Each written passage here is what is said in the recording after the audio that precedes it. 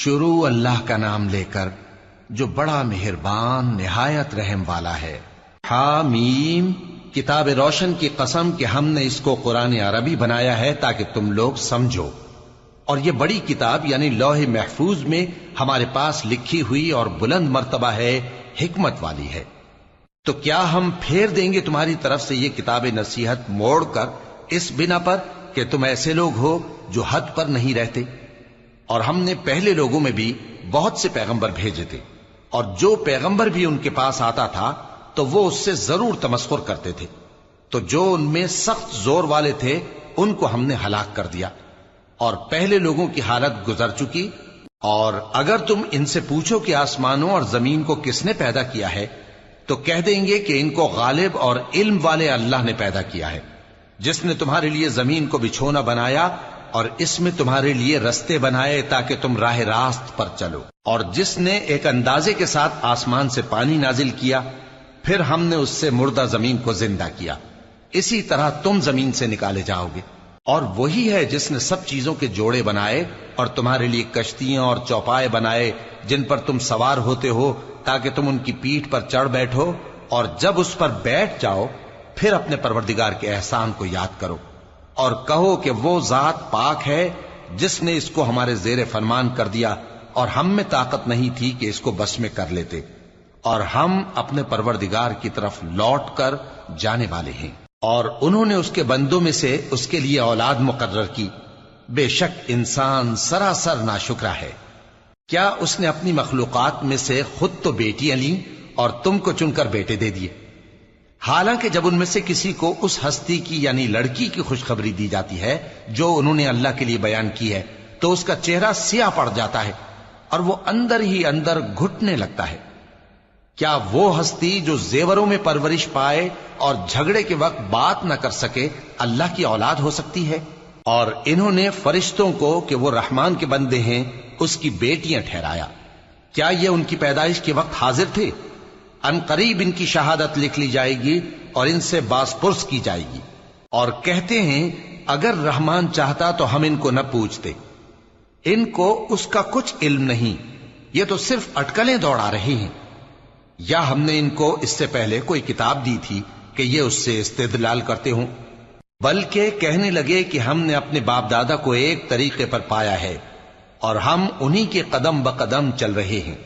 اور اسی طرح ہم نے تم سے پہلے کسی بستی میں کوئی خبردار کرنے والا نہیں بھیجا مگر وہاں کے خوشحال لوگوں نے کہا کہ ہم نے اپنے باپ دادا کو ایک راہ پر پایا ہے اور ہم قدم بقدم انہی کے پیچھے چلتے ہیں۔ پیغمبر نے کہا اگرچہ میں تمہارے پاس ایسا دین لایا ہوں کہ جس رستے پر تم نے اپنے باپ دادا کو پایا وہ اس سے کہیں زیادہ سیدھا رستہ دکھاتا ہو، تو کہنے لگے کہ جو دین تم دے کر بھیجے گئے ہو ہم اس کو نہیں ماننے کے، تو ہم نے ان سے انتقام لیا، سو دیکھ لو کہ جھٹلانے والوں کا انجام کیسا ہوا۔ اور جب ابراہیم نے اپنے باپ اور اپنی قوم سے کہا کہ جن چیزوں کو تم پوجتے ہو میں ان سے بیزار ہوں، ہاں جس نے مجھ کو پیدا کیا وہی مجھے سیدھے رستے پر لے چلے گا، اور یہی بات وہ اپنے بعد اپنی اولاد میں چھوڑ گئے تاکہ وہ اللہ کی طرف رجوع رہیں۔ بات یہ ہے کہ میں ان کفار کو اور ان کے باپ دادا کو مال و متاع دیتا رہا یہاں تک کہ ان کے پاس حق اور صاف صاف بیان کرنے والا پیغمبر آ پہنچا، اور جب ان کے پاس حق یعنی قرآن آیا تو کہنے لگے کہ یہ تو جادو ہے اور ہم اس کو نہیں ماننے کے، اور یہ بھی کہنے لگے کہ یہ قرآن ان دونوں بستیوں یعنی مکے اور طائف میں سے کسی بڑے آدمی پر کیوں نازل نہ کیا گیا؟ کیا یہ لوگ تمہارے پروردگار کی رحمت کو بانٹتے ہیں؟ ہم نے ان میں ان کی معیشت کو دنیا کی زندگی میں تقسیم کر دیا اور ایک کے دوسرے پر درجے بلند کیے تاکہ ایک دوسرے سے خدمت لے، اور جو کچھ یہ جمع کرتے ہیں تمہارے پروردگار کی رحمت اس سے کہیں بہتر ہے۔ اور اگر یہ خیال نہ ہوتا کہ سب لوگ ایک ہی جماعت ہو جائیں گے تو جو لوگ اللہ سے انکار کرتے ہیں ہم ان کے گھروں کی چھتیں چاندی کی بنا دیتے اور سیڑھیاں بھی جن پر وہ چڑھتے، اور ان کے گھروں کے دروازے بھی اور تخت بھی جن پر تکیہ لگاتے ہیں، اور یہ سب چیزیں سونے کی بھی بنا دیتے، اور یہ سب دنیا کی زندگی کا تھوڑا سا سامان ہے، اور آخرت تمہارے پروردگار کے ہاں پرہیزگاروں کے لیے ہے۔ اور جو کوئی رحمان کی یاد سے آنکھیں بند کر لے یعنی تغافل کرے ہم اس پر ایک شیطان مقرر کر دیتے ہیں تو وہ اس کا ساتھی ہو جاتا ہے،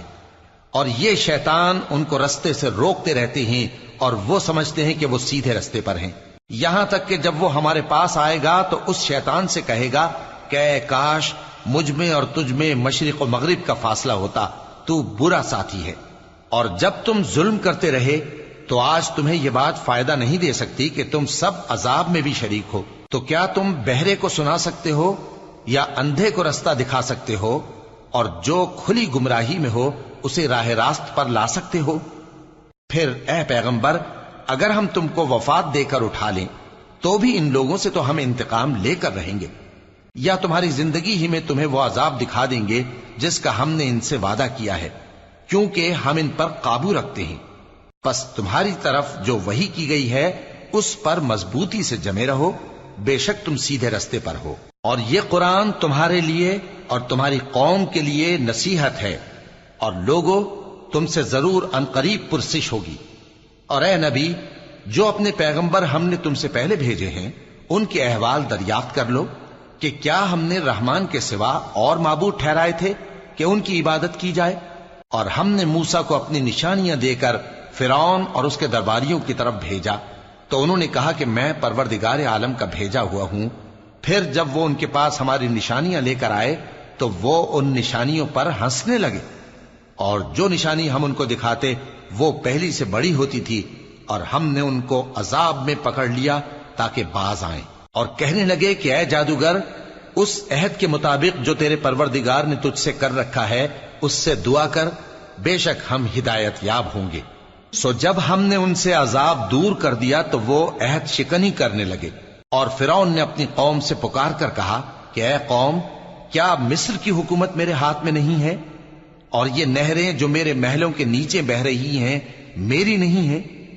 کیا تم دیکھتے نہیں؟ بے شک میں اس شخص سے جو کچھ عزت نہیں رکھتا اور صاف گفتگو بھی نہیں کر سکتا کہیں بہتر ہوں۔ تو اس پر سونے کے کنگن کیوں نہ اتارے گئے، یا یہ ہوتا کہ فرشتے جمع ہو کر اس کے ساتھ آتے؟ غرض اس نے اپنی قوم کو بے عقل کر دیا اور ان لوگوں نے اس کی بات مان لی، بے شک وہ نافرمان لوگ تھے۔ پھر جب انہوں نے ہم کو خفا کیا تو ہم نے ان سے انتقام لیا اور ان سب کو ڈبو کر چھوڑا، سو ان کو گئے گزرے کر دیا اور بعد میں آنے والوں کے لیے عبرت بنا دیا۔ اور جب مریم کے بیٹے عیسیٰ کا حال بیان کیا گیا تو تمہاری قوم کے لوگ اس سے چلا اٹھے اور کہنے لگے کہ بھلا ہمارے معبود اچھے ہیں یا وہ یعنی عیسیٰ؟ انہوں نے جو ان عیسیٰ کی مثال تم سے بیان کی ہے تو صرف جھگڑنے کو، حقیقت یہ ہے کہ یہ لوگ ہیں ہی جھگڑالو۔ وہ تو ہمارے ایسے بندے تھے جن پر ہم نے فضل کیا، اور بنی اسرائیل کے لیے ان کو اپنی قدرت کا نمونہ بنا دیا، اور اگر ہم چاہتے تو تم میں سے فرشتے بنا دیتے جو تمہاری جگہ زمین میں رہتے، اور وہ یعنی عیسیٰ قیامت کی نشانی ہے۔ تو کہہ دو کہ لوگوں اس میں شک نہ کرو اور میرے پیچھے چلو، یہی سیدھا رستہ ہے، اور کہیں شیطان تم کو اس سے روک نہ دے، وہ تو تمہارا علانیہ دشمن ہے۔ اور جب عیسیٰ نشانیاں لے کر آئے تو فرمایا کہ میں تمہارے پاس دانائی کی کتاب لے کر آیا ہوں، نیز اس لیے کہ بعض باتیں جن میں تم اختلاف کرتے ہو تم کو سمجھا دوں۔ سو اللہ سے ڈرو اور میرا کہا مانو، کچھ شک نہیں کہ اللہ ہی میرا اور تمہارا پروردگار ہے، پس اسی کی عبادت کرو، یہی سیدھا رستہ ہے۔ پھر کتنے فرقے ان میں سے الگ الگ ہو گئے، سو جو لوگ ظالم ہیں ان کے لیے درد دینے والے دن کے عذاب سے خرابی ہے۔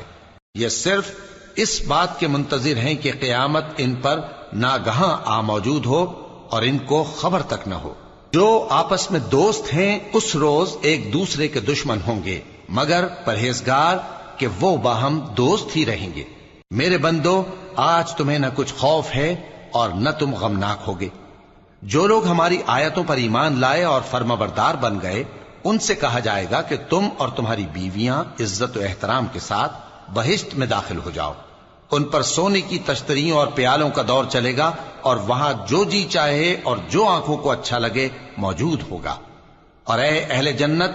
تم اس میں ہمیشہ رہو گے، اور یہ جنت جس کے تم مالک بنا دیے گئے ہو تمہارے اعمال کا صلہ ہے۔ یہاں تمہارے لیے بہت سے میوے ہیں جن کو تم کھاؤ گے، اور گناہگار یعنی کفار ہمیشہ دوزخ کے عذاب میں رہیں گے۔ جو ان سے ہلکا نہ کیا جائے گا اور وہ اس میں نا امید ہو کر پڑے رہیں گے۔ اور ہم نے ان پر ظلم نہیں کیا بلکہ وہی اپنے آپ پر ظلم کرتے تھے۔ اور وہ پکاریں گے کہ اے مالک، اے دوزخ کے نگراں، تمہارا پروردگار ہمیں موت ہی دے دے۔ وہ کہے گا کہ تم ہمیشہ اسی حالت میں رہو گے، ہم تمہارے پاس حق لے کر پہنچے لیکن تم میں سے اکثر حق سے ناخوش ہوتے رہے۔ کیا انہوں نے کوئی بات ٹھہرا رکھی ہے؟ تو ہم بھی کچھ ٹھہرانے والے ہیں۔ کیا یہ لوگ یہ خیال کرتے ہیں کہ ہم ان کی پوشیدہ باتوں اور سرگوشیوں کو سنتے نہیں؟ کیوں نہیں، سب سنتے ہیں،